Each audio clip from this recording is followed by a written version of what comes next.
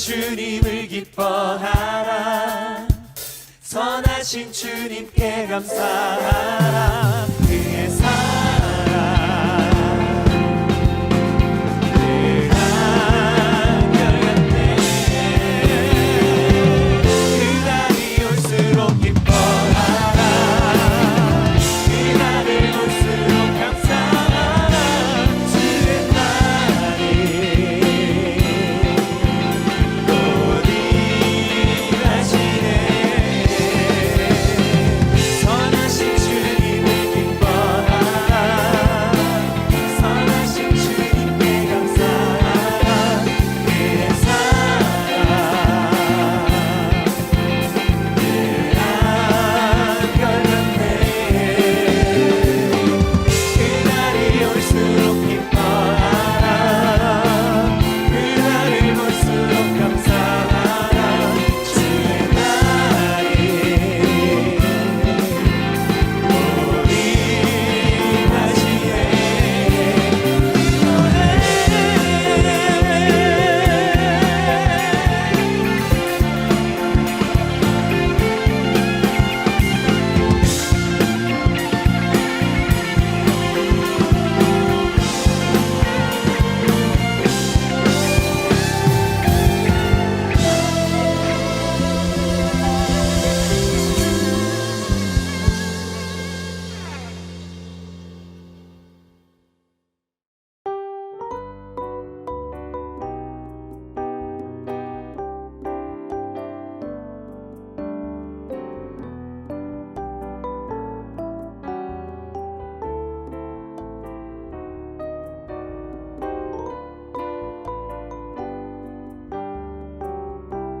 안녕하세요, 교우 여러분. BBC 시즌2의 마지막 챕터 서신서를 함께 나눠볼 최석규 목사입니다.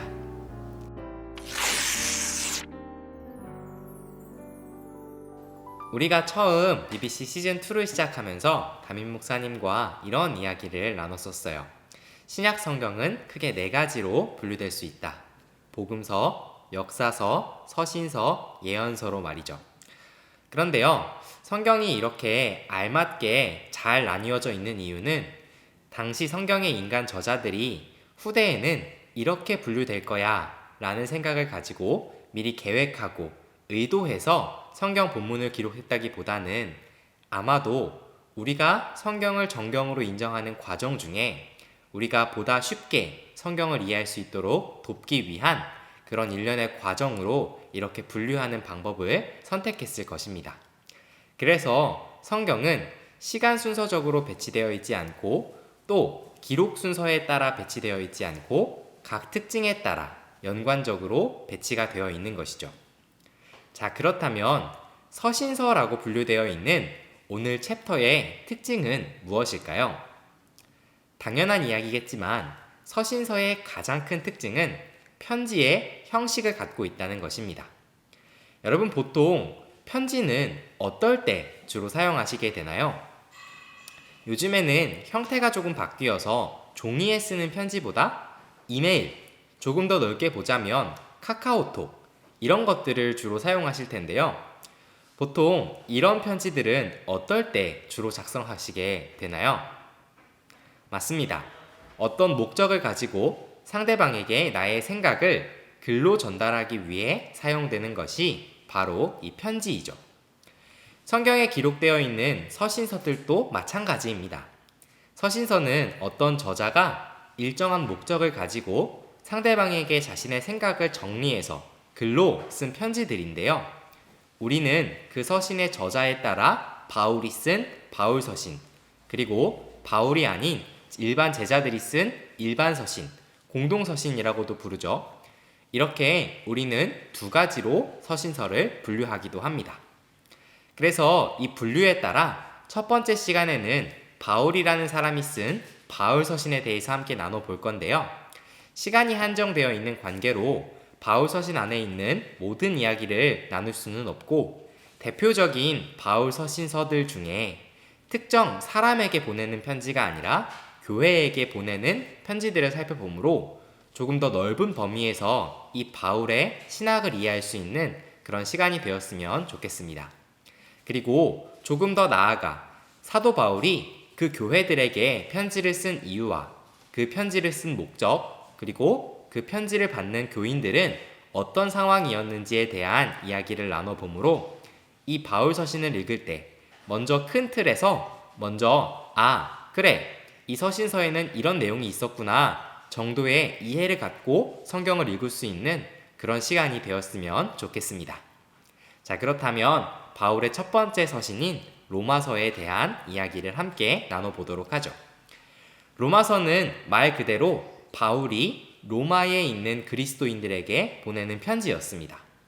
이 로마서는 앞으로 살펴볼 테지만 다른 바울 서신서들과는 느낌이 조금 달라요. 왜냐하면 이 로마서에 등장하는 주된 문제가 로마에 있는 교회 안의 문제라기보다는 유대인과 이방인들 사이에서 발생하는 갈등에 관한 문제였기 때문입니다. 그래서 우리가 보통 바울의 신학이라고 이야기하는 것들 있잖아요. 아주 대표적으로 믿음을 통해 구원을 받는다, 이신칭이라고도 하죠. 그러한 대표적인 바울의 신학들이 거의 다 이 로마서라는 편지 안에 기록되어 있습니다. 그래서 로마서는 어떤 교회에게 가르침을 주고 교회의 문제를 해결하고 이런 노력보다는 조금 더 전체적으로 이방인들, 그러니까 유대인이 아닌 모든 그리스도인들에게 예수님을 믿는다는 것이 무엇인지, 또 왜 믿어야 하는지 조금 더 원론적인, 신학적인, 교리적인 그런 이야기들이 주로 담겨 있는 것이 바로 이 로마서의 특징이라고 할 수 있겠습니다. 자, 이렇게 원론적인 이야기의 로마서가 마무리되고 나면 이어서 바울이 고린도 지역에 있는 교회들에게 편지하는 고린도서가 나오게 됩니다. 누군가 저에게 이 고린도서를 대표하는 단어 하나만 정리해 보라고 한다면 저는 분열이라는 단어를 생각할 것 같아요. 잘 알고 계시겠지만 이 고린도라는 지역이 갖고 있는 특징은요, 아주 큰 항구 도시였다는 겁니다.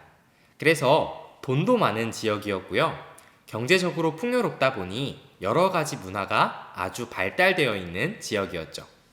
특히 성적인 문화, 또 가진 것에 따라 계급을 나누는 문화, 그리고 더 많은 것을 갖기 위해 서로 무리를 짓는 문화, 이런 것들이 아주 깊게 자리 잡혀 있던 지역이었습니다. 이런 지역에 있는 교회 역시 그 문화의 특징을 피해가기는 어려웠죠. 그래서 이 고린도서에 등장하는 문제들을 살펴보면 대부분 세상에서 일어나는 일들이 교회 안에서도 동일하게 일어나고 있는 것에 대해 바울이 책망하는 내용이 주로 담겨 있습니다.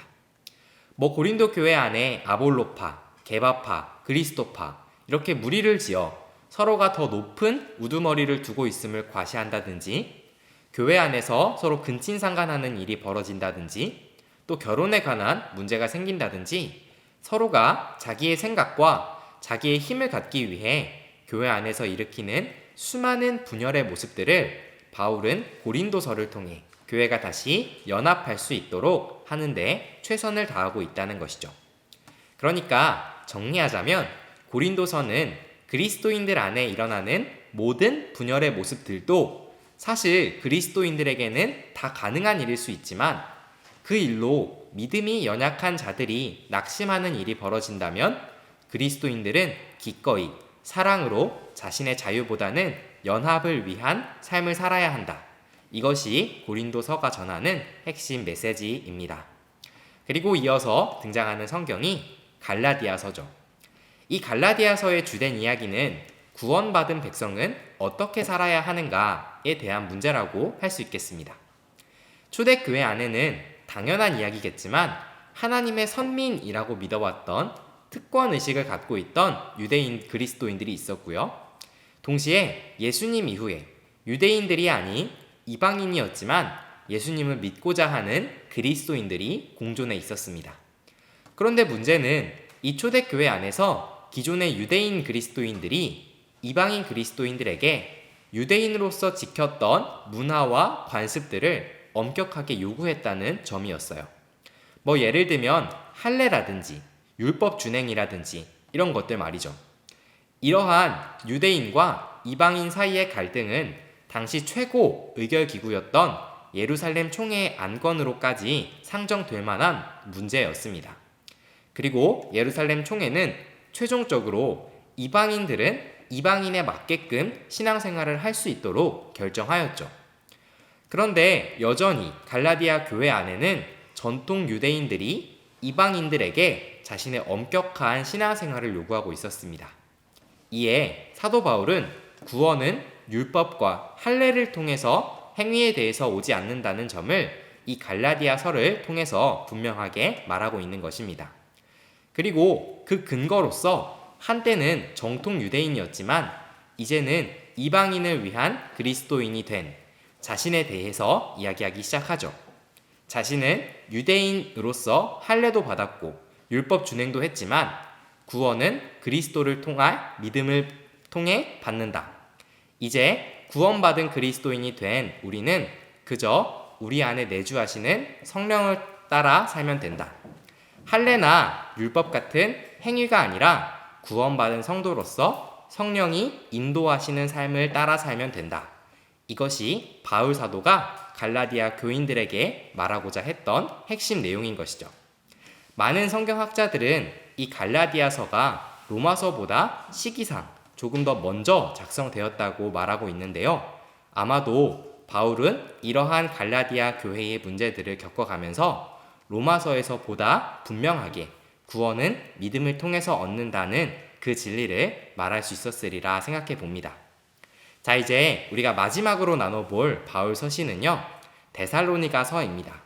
이 데살로니가서의 가장 큰 쟁점이라고 하면 예수님의 재림에 관한 문제가 있었습니다. 예수님의 재림을 대하는 여러 가지 태도들이 있겠죠. 예수님은 우리 세대에는 오시지 않을 거야 라는 태도, 또 반대로 예수님은 얼마 있지 않아 오실 거야 라는 태도, 그리고 그 두 가지 사이에서 어느 중간에 있는 태도, 이런 것들 말입니다. 그런데요, 어떤 태도를 취하든 어느 한쪽을 선택하게 되면 반드시 문제가 발생하게 됩니다. 그리고 이 데살로니가 지역에 있던 교인들은 후자, 예수님은 곧 오실 거야 라는 태도를 가지고 있었죠. 그래서 데살로니가 지역에 있는 교인들 중에는 아무것도 하지 않는 아주 게으른 모습의 성도들이 생겨나기 시작했어요. 이에 바울 사도는 이미와 아직 사이에 사는 성도로서 예수님의 재림을 분명히 믿지만 동시에 오늘을 살아내야 하는 성도로서 최선을 다해 그리스도인답게 살아내야 함을 이 데살로니가서를 통해서 편지하고 있는 것입니다. 여기까지 4권 정도의 당시 교회를 향한 바울의 편지를 살펴보았는데요. 제가 느끼기에는 당시의 교회도 사람들이 사는 공동체였기 때문에 오늘 우리의 모습과 크게 다르지는 않은 것 같아요. 그래서 이 교회를 향한 바울의 서신들을 살펴보면 하나님께서 오늘날 우리 성도들에게 어떤 모습을 요구하시는지 보다 분명하게 느낄 수 있게 되는 것 같습니다. 오늘 우리의 나눔이 자세한 내용은 아니었지만 우리가 어떤 책을 읽을 때도 그렇잖아요. 미리 그 책의 내용을 큰 틀에서 이해하고 있으면 보다 쉽게 이해할 수 있는 것처럼 오늘 우리의 나눔이 앞으로 우리가 바울 서신을 읽어갈 때 바울은 이런 말을 하고 싶었던 거구나 정도의 도움이 되는 그런 도움의 시간이 되었길 소망합니다.